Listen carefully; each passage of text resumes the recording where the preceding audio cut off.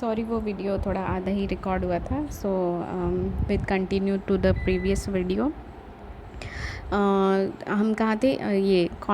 जो गारंटी के essential elements हैं वो उसमें मैं बात कर रही थी कि प्रिंसिपल डेटर का फेल होना बहुत ज़रूरी है अपनी लाइबिलिटी को परफॉर्म करने के लिए, तभी श्योरिटी का रोल अराइज होगा to perform on behalf of principal debtor, right. और ये क्या है, ये अपने आप में एक कोई कंडीशनल कॉन्ट्रैक्ट नहीं, कोई कॉन्टिजेंट नहीं है, अपने आप में एक कंप्लीट कॉन्ट्रैक्ट है, एक सेपरेट कॉन्ट्रैक्ट है, राइट। अब अगर हम लाइबिलिटी की बात करें इंडेमनिटी में, तो लाइबिलिटी किसकी है? Primary liability is indemnity. Indemnifier obviously दो ही पार्टी हैं और एक पार्टी कहता है कि उसको जब भी लॉस होगा तो उसको बियर करेगा, and that is the primary liability is of indemnifier. Next है गारंटी। गारंटी की में प्राइमरी लाइबिलिटी किसकी होती है? प्रिंसिपल डेटर की। That is very important in the contract of guarantee to know that the liability, primary liability is of principal debtor. When and only principal debtor is going to fail to perform his liability, then the role of surety will come into force, right? So the liability of surety is secondary. Next है van liability arises. ये भी जानना बहुत ज़रूरी है कि liability हम कब बियर करेंगे। तो इंडेमनिटी के केस में लाइबिलिटी तभी अराइज होगी जब कोई ऐसा इवेंट होगा happening of any contingency of loss, यानी कि कोई लॉस या डैमेज अकर होगा तभी उसकी लाइबिलिटी अराइज होगी। लाइबिलिटी ऑफ गारंटी में कब अराइज होगी? जब principal debtor is failed upon his liability, then and only surety's liability will going to be commence, right. और लाइबिलिटी क्या है? श्योरिटी वाले यानी गारंटी के कॉन्ट्रैक्ट में लाइबिलिटी ऑलरेडी एग्जिस्ट करती है, बस चीज़ क्या होती है, जैसे ही प्रिंसिपल डेटर ने डिफ़ॉल्ट किया और श्योरिटी की लाइबिलिटी अराइज हो जाएगी।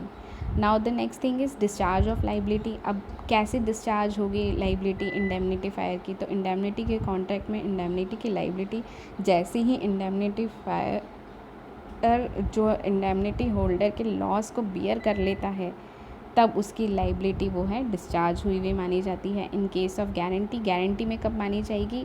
पहली लाइबिलिटी प्राइमरी लाइबिलिटी तो प्रिंसिपल डेटर की, अगर प्रिंसिपल डेटर फेल हो जाता है तो लाइबिलिटी श्योरिटी की, और श्योरिटी की लाइबिलिटी डिस्चार्ज होगी एज सुन एज ही पे what ever the amount is taken from the creditor. और जो भी उसने प्रॉमिस डिफ़ॉल्ट किए प्रिंसिपल डेटर ने, वो प्रॉमिस अगर फुलफ़िल कर देगा श्योरिटी, तो उसकी लाइबिलिटी क्या होगी? डिस्चार्ज हो जाएगी।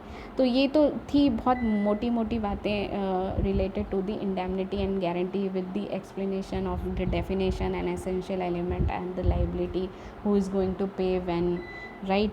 अगर हम इसके नेक्स्ट जो हम टॉपिक लेते हैं वो लेते हैं काइंड्स ऑफ गारंटी। मतलब ये भी एक बहुत इंपॉर्टेंट चीज़ है और आप लोग मुझसे पूछ भी रहे थे कि मैम गारंटी क्या है, कंटिन्यूइंग गारंटी क्या है, इसके टाइप्स क्या हैं।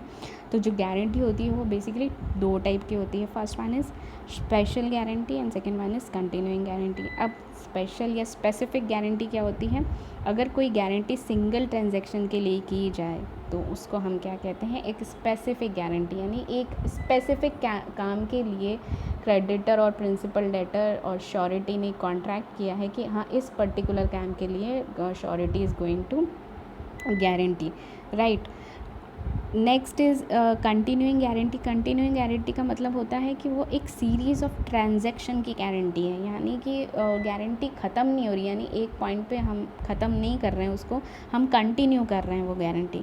और वो गारंटी कब ख़त्म होगी? तो इसमें भी दिया हुआ है कि गारंटी तब ख़त्म होगी जब वॉलेंटरीली श्योरिटी बोलेगा कि हाँ अब मुझे फ्यूचर ट्रांजैक्शन के लिए मैं लाइबल नहीं हूँगा और मैं with by this revocation of by following modes I am going to revoke my guarantee. जो भी मैंने श्योरिटी दी है वो मैं रिवोक कर रहा हूँ।